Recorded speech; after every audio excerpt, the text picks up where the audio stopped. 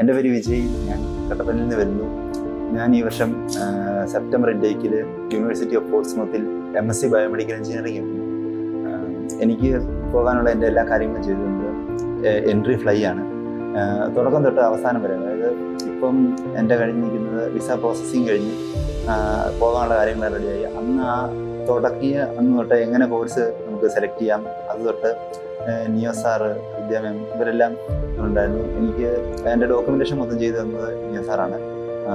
തുടക്കം എങ്ങനെ കോഴ്സ് തിരഞ്ഞെടുക്കാം, അവിടെ ചെന്ന് കഴിഞ്ഞാൽ എങ്ങനെയാണ്, ഇതിൻ്റെ ആഫ്റ്ററും എന്തൊക്കെ കാര്യങ്ങൾ ചെയ്താൽ നമുക്ക് പിന്നീട് അതിൻ്റെ ഫീഡ്ബാക്ക് വരിക, അതെല്ലാം നമുക്ക് പറഞ്ഞു. പിന്നെ അതുപോലെ നമ്മൾ നല്ലവണ്ണം അസിസ്റ്റ് ചെയ്ത്, അതായത് മിക്കവാറും ഏതൊരു കാര്യമാണെങ്കിലും ഞാൻ മറന്നുപോയാലും എന്നെ വിളിച്ച് ഓർമ്മിപ്പിക്കുമായിരുന്നു.